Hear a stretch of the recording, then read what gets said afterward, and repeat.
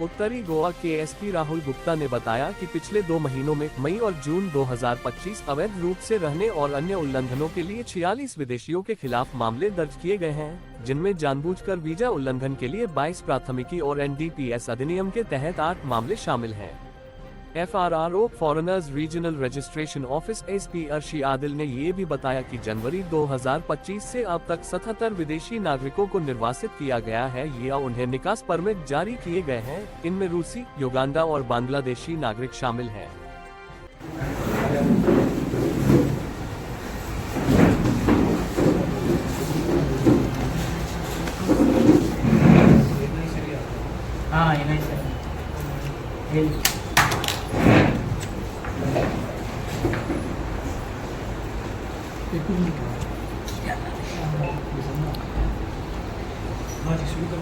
Sir एक minute.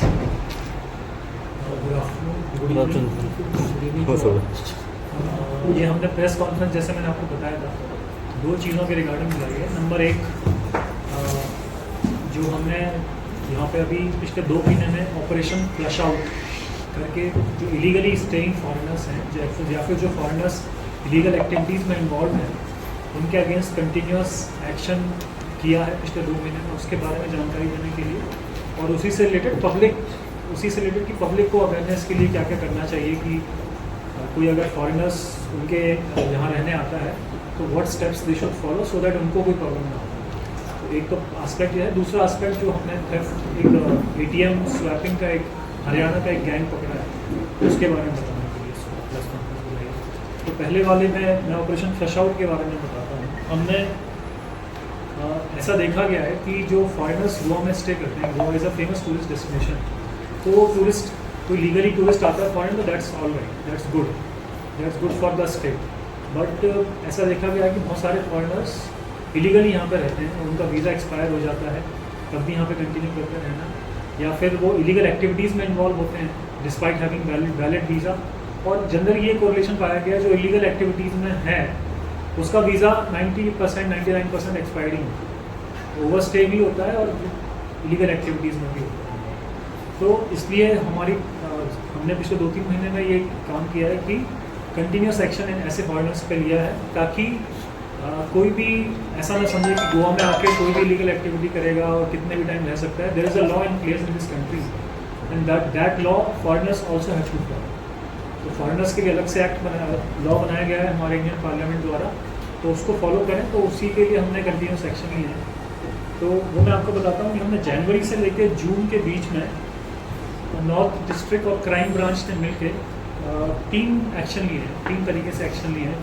Number 1 जो है कि हम ओवर स्टेइंग फॉरेनर्स की जब भी चेकिंग करते हैं, जब भी हमारे पास FRRO से लिस्ट आती है कि ये फॉरेनर्स गोवा में हैं और इनका वीज़ा एक्सपायर हो गया है, तो उनको जब चेक करते हैं या फिर हमको वैसे भी रेगुलर चेकिंग के दौरान पता चलता है कि कोई फॉरेनर इलीगली स्टेइंग है तो उसको हम FRRO के सामने प्रोड्यूस करते हैं। तो ऐसे फॉरेनर्स नंबर 1 कैटेगरी के हैं जनवरी से जून के बीच में 16। तो दूसरा जो है कि ऐसे अब उन केसेस किसी केस में हम FRRO के सामने नहीं लेके जाते, सीधा FIR करते हैं, क्योंकि ऐसा लगता है हमको कि वो जानबूझ के रह रहा है। कभी कभी लगता है कि कभी किसी केस में ऐसा होता है कि बोनाफाइड इंटेंशन से उसका कुछ मिस्टेक हुआ, कोई कागज़ तैयार नहीं था, इस कारण से वो जा नहीं पाया।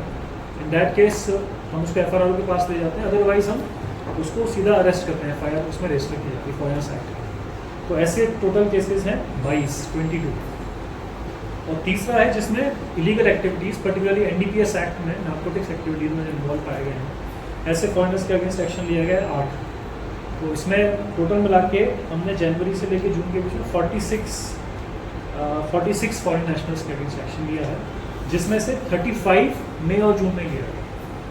तो that is why I am calling it operation flush out, कि पिछले 2 महीने में हमने कंटिन्यूस इस पर काम किया और अभी भी चल ही रहा है सब कंटिन्यूस प्रोसेस।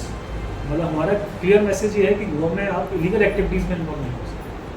फॉरेनर्स आए हैं, मतलब they can stay and they can enjoy and they have to respect the law of law.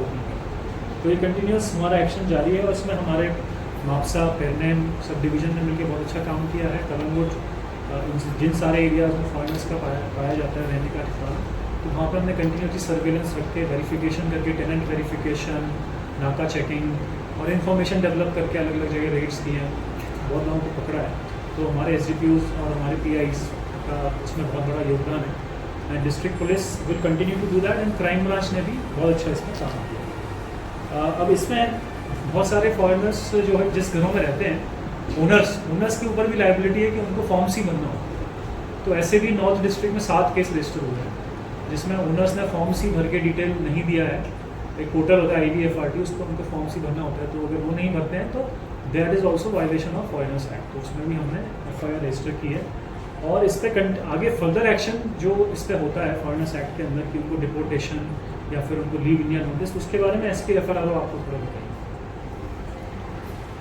To all of you present here, first of all, thank you for sparing your time and to attend this press conference. I will be interacting with you all in the capacity of SP FRR. And on behalf of my group team, I want to say that this year we have tried to make a rigorous effort to, as sir already explained, to flush out the foreigners who are overstaying or staying here illegally without any valid document, travel document.